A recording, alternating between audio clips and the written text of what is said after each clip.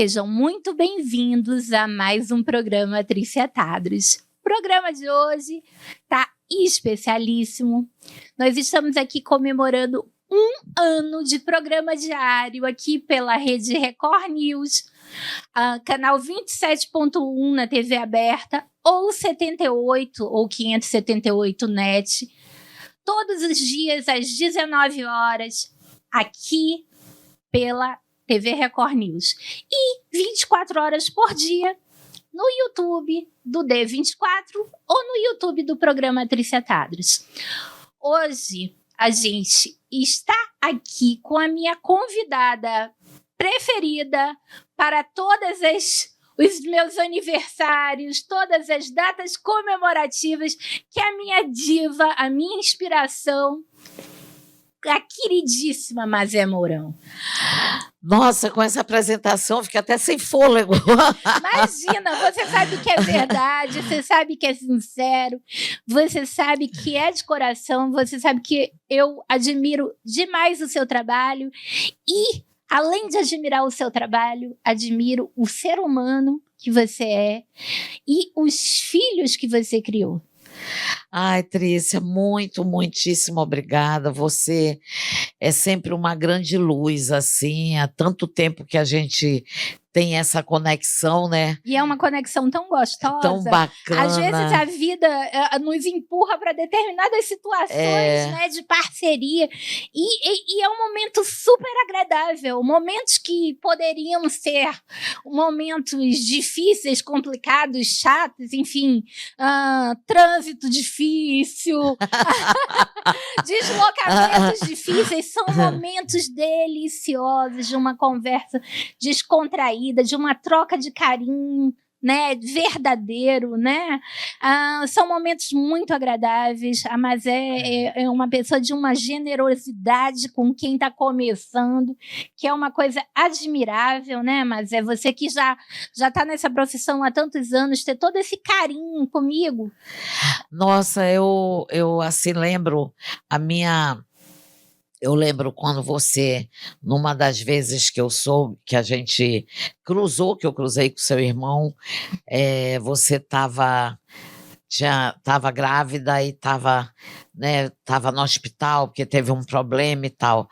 Aí todo mundo pensando em você positivamente e tudo. Depois, a minha neta veio para cá com 7 meses. E alguém me falou, disse, gente, onde eu vou achar uma babá para minha neta tal? Aí alguém me falou, Triciatados. Eu disse, liguei para você na hora, você me deu a babá step, você falou. E a gente sempre conversando muito sobre família, sobre trabalho, né, sobre a vida mesmo. E a última conversa que a gente teve foi uma longa viagem de carro que nós fizemos. Que foi, gente, deliciosa! Foi maravilhosa. E o Jorge Pinho junto, né? A gente deu muitas gargalhadas. Verdade. Foi muito legal, foi muito. É sempre muito prazer estar com você. E a Mazé é sempre essa querida, sempre essa pessoa que dá muita importância à família dela. Tivemos momentos de confidências naquele dia. Foi. Ela me contou situações da vida dela que eu jamais imaginaria, né, Mazé? E assim, o que eu mais admiro, não só na pessoa de família, na grande comunicadora que ela é, mas também a generosidade que ela tem com as pessoas que estão há anos-luz do profissionalismo dela, né? Mas me entrevistou a primeira vez, eu estava realmente começando na carreira, estava ali naquele programinha da Rede TV, ainda pequeno, que hoje eu tenho um espaço muito maior, mas com toda essa generosidade fez o meu programa especial de aniversário, né? E dali para frente a gente caminhou e ela sempre muito carinhosa comigo. Aliás, todos da geração de vocês são de um carinho maravilhoso comigo. Num evento de Mazé, encontrei Carlos Aguiar, meu querido, Pedrinho, meu querido, gente de uma Manaus que se acolhia, né? Gente de uma Manaus que a gente conhecia, né? De uma Manaus que a gente conhecia, de uma cidade que a gente tinha prazer de encontrar pessoas, não é?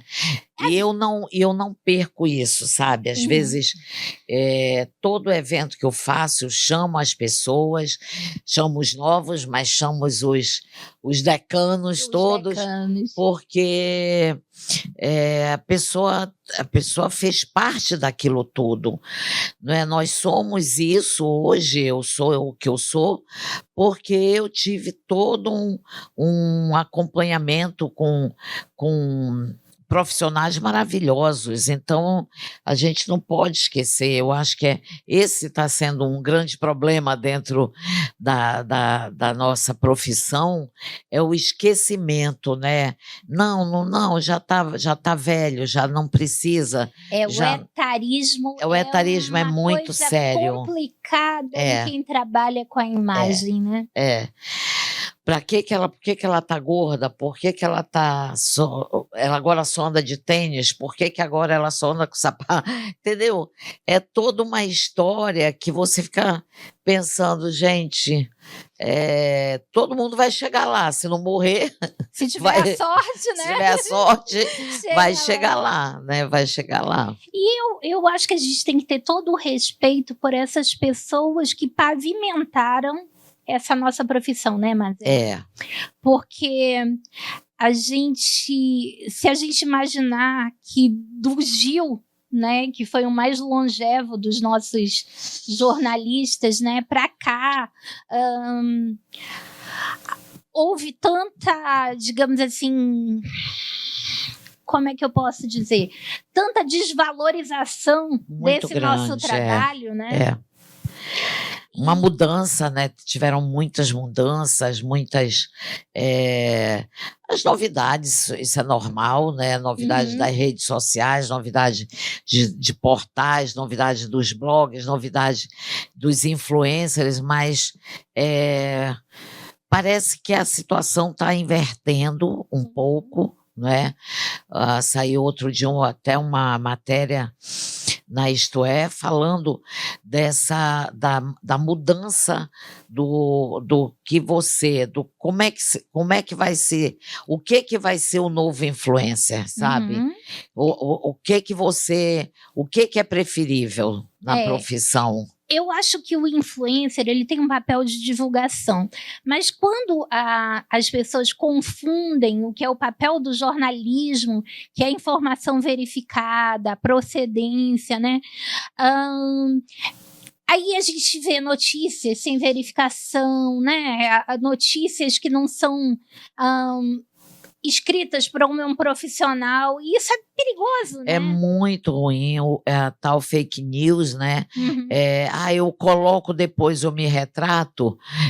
As pessoas falam muito isso hoje, né? Vou colocar, vou jogar porque eu quero ser o primeiro. Ninguém mais é o primeiro em nada, não é? A notícia, ela vem de uma forma tão avassaladora que não tem mais essa coisa.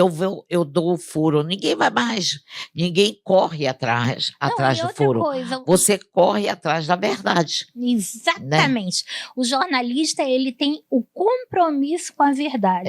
Ele não tem o compromisso com a pressa, com dar informações inverídicas, né? E depois se retratar, não. O importante é você ter compromisso com a verdade. Quando você se informa através de um portal sério, como o portal da Mazé, você tem certeza de que você vai ver a notícia verificada, né? Por uma profissional gabaritada, né? Com muita experiência e com a responsabilidade de assinar aquela página. Eu tenho a minha repórter principal, né? A minha editora, que é a Larissa. Freitas, a Larissa é formada, é jornalista, e é essa sempre a minha preocupação. Meu freela é formado, é jornalista. Claro que eu tenho a minha social media, mas eu tento fazer com que ela entenda que para ser social media ela tem que ler. Ela tem que saber escrever, ela não pode ser só a imagem. Não é? Mas ninguém mais hoje lê nada. Problema não é meu. O meu problema é colocar a imagem com texto. Olha só, essa questão de ninguém mais ler nada, isso é uma questão criada para um público, tá? Tanto é que nós temos aqui, é o quê? O 6º livro, Mazé? Meu 8º livro. 8º livro de Mazé Mourão. Se Mazé Mourão é uma escritora, é uma acadêmica, o público dela é um público que lê. Então, a social media dela vai ter que ser uma pessoa preparada para um público, né? Intelectualizado, um público que lê, um público que faz questão das coisas bem escritas, né, Mazé? Pois é, essa coisa das pessoas, eu não consigo mais pegar uma revista, por exemplo, tem gente que me diz isso, eu não vejo mais, não quero mais uma revista, não quero, sorry, né? Que pena que você não quer mais o papel, mas se você não quer mais o papel, você tem que ler no teu celular, no teu... Uma luz em cima de você, uma luz prejudicial, uma tela prejudicial, sem necessidade nenhuma. E eu já sou aquela pessoa que tem necessidade de folhear. Eu gosto também. Eu tenho necessidade de marcar. E eu tenho uma verdadeira paixão por cheiro de biblioteca. Sabe aqueles cheirinhos de livro? De livro. Eu tenho certeza que você, nascida e criada numa escola, né? Mas nunca é pouco repetir essa história dessa tua origem, né? De ter nascido dentro de uma escola com pais professores que formou todo esse teu caráter, né? E todo esse teu preparo intelectual, né? Que te diferencia da maioria das pessoas que não tiveram essa oportunidade de ter educadores dentro de casa desde tão tenra idade. A gente vai pedir um minutinho de comercial e a gente volta falando sobre isso no próximo bloco.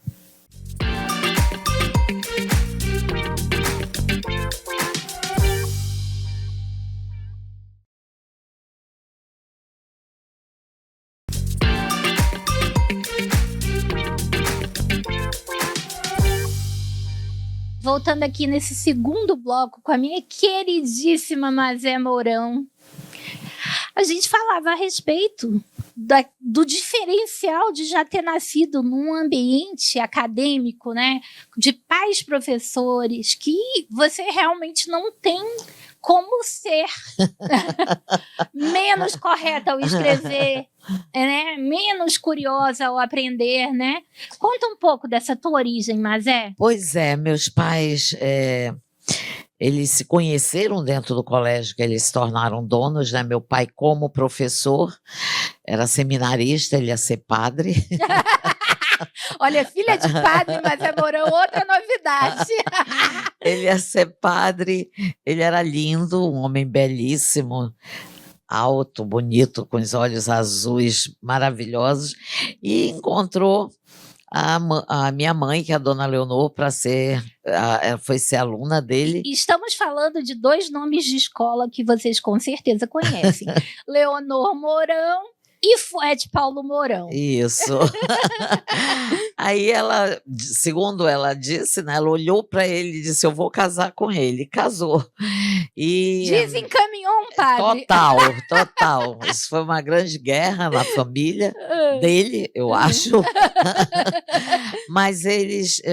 pela dedicação, né, que eles tinham com a educação, foi oferecido a eles comprar aquele colégio, né, comprar o colégio, e realmente compraram o Colégio São Francisco de Assis, e curiosamente, eu digo para as pessoas, eu sou tão amazonense que eu nasci de parteira dentro do colégio, às 10h40 da manhã, num colégio, na 7 de Setembro, que era onde era o nosso colégio. Uhum. E a parteira, a dona Mariazinha Lobato. Bato, a avó da Paulinha, da Gracinda. Pois nossas queridas, essas famílias antigas. Antigas. Que são todas muito amigas até hoje. Eu acho que o maior bem que o amazonense recebe ao nascer são essas amizades de família, né? E meu pai era muito amigo do Dr. Stair Lobato, né, do médico. Bom, então nasci nesse ambiente, né? Eu vinha até estava pensando sobre criação e tal, e minha mãe dizia assim para os 5 filhos, ainda pequenos e tal, e tinha internato no nosso colégio, tinha semi-internato. Isso é uma coisa importante de falar. Ela foi criada num ambiente escolar porque ela morava no dentro do colégio. Entendeu?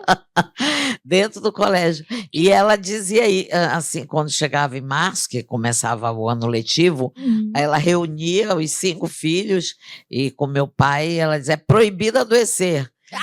Ninguém pode, não posso cuidar de ninguém. Eu digo, imagine se minha mãe dissesse isso hoje. Todo mundo acha tudo tão absurdo, né? Tanto mimimi, né? Tanto mimimi. E aí, realmente, a gente não adoecia. Isso era comum lá em casa. Começava o ano letivo da UFAM, às vezes fora de época, a minha mãe já batia um papo com a gente e dizia, olha, do mês tal ao mês tal, tá proibido adoecer. Era isso, era assim. E aí foi nesse ambiente, né, que eu me criei, um ambiente de pessoas muito voltadas para a educação, né? Eles eram completamente os sacerdotes da educação. Eu achava isso incrível deles e também vocacionados para receber, né, como pais, porque eles estavam ali recebendo menores, não só na função de educadores, mas na função de pais substitutos, pois né? Isso é tão belo. Nós tivemos assim, nós fomos criados por pessoas, né, como a Emina Mustafa, que ficou até o fim da vida dos meus pais e a gente com ela, né? Emina se tornou secretária de educação, né? A Emina se tornou superintendente do SESI e foi criada pelo meu pai, como todas as outras irmãs. E uma vez, numa das entrevistas, a gente conversou aqui a respeito... mas ela listou uma série de personalidades que foram criadas, né, no internato São Francisco. Então, assim, todas essas personalidades com certeza te dariam uma história, né? Te dariam um livro, porque você conviveu com elas noite e dia, né? O Guilherme Aloysio, né? Que agora é o Sócrates, o filho, que comanda o Jornal do Comércio. O Baldino Meirelles, que foi superintendente do INSS anos e anos. Anos e anos. A família, toda a família, a família do Frank, né? A família toda do Frank Abraim, todos eles, o Isper, todos eles estudaram. O nosso queridíssimo, né, presidente da FIEAM, ele conhecia meu pai, então, quer dizer, não é da FIAM, o da Fé Comércio. Né? Gente, lembrando a vocês que a gente vivia um período que a atividade econômica principal, ela vinha do interior. Do interior. Então, as famílias tinham sua atividade econômica no interior e mandavam os filhos estudar em Manaus, mas assim, ou a cuidado dos padres ou a cuidado das freiras. Só que nesse momento as famílias eram separadas, né? E aí é que é o grande diferencial, né, da dona Leonor, do professor Fred Paulo Mourão, que era reunir essas famílias, né? Fazer com que os irmãos pudessem morar e estudar. Estarem juntos, né? Estarem juntos. Sem precisar sofrer daquela solidão, né? E assim, como foi o primeiro internato misto que se chamava. Sim. Era um internato que podia meninos e meninas. E aí podia, então, os irmãos, Sim. né? Todos os irmãos estudavam e moravam no nosso colégio, ou passavam o dia inteiro no colégio. E eu realmente me criei nisso. Hoje em dia tem meninos que hoje me chamam de professora, mas eu comecei a dar aula tipo com 13 anos. Meu pai já pensou essa coisa, que louco, né? Que coisa mais doida. Mas as freiras sempre me colocaram na sala de aula para dar aula. E a Miss Isabel, né? Ela teve coragem de me contratar com carteira assinada aos 14 anos de idade, não sem antes eu ter sido professora substituta na Dona Ilza. Olha aí. Mas assim, com 11 anos, a professora de inglês, irmã Noemi, já me colocava na sala de aula e ia lá resolver os problemas administrativos da escola e deixava dando aula. A gente que é criada nesse meio, parece que a gente já vem ensaiando. E não era nada demais, né? A gente não percebe que não está fazendo percebia o que coisa. estava fazendo, não é? Hoje em dia quem me chama professora é o Átila Benjamin, né? Que é professora, eu digo, ai, Átila, para! Átila, pelo amor de Deus, olha só, o pessoal faz conta, né? O pessoal começa a fazer conta. Mas era um momento muito interessante, né? Meu pai foi subsecretário de Educação com o André Araújo e morreu no exercício, né, da profissão. Incrível, morreu muito cedo, com 53 anos. Né, muito, muito cedo. Minha mãe tinha 47 quando ficou viúva. Gente! Né, com 5 filhos e um colégio para cuidar. E aí, então, a gente realmente trabalhava e nada disso era problema. Não. Ninguém nunca parou de estudar, ninguém nunca parou de trabalhar. Aliás, trabalhar cedo era o normal. Era né? normal. O anormal era não trabalhar, né? Hoje as coisas meio que se inverteram e eu acho que não foi para melhor. Tá todo mundo, ou você trabalha, ou você estuda, ou você não sei o quê. Não, e outra coisa que aqui eu posso até ser cancelada, as minhas amigas juízas vão sempre... Mas eu acho que 18 anos é muito tarde, entendeu? Você começar a trabalhar aos 18 anos, para mim, é muito tarde. Ninguém me convence que... trabalhar aos 14, aos 15, aos 16, aos 17 é prejudicial para alguém. Entendeu? E depois é assim que você vai se formando também, não né? Não é que a pessoa vai ser impedida de estudar porque começou a trabalhar. Mas eu acho que existem trabalhos que a gente deve começar, né?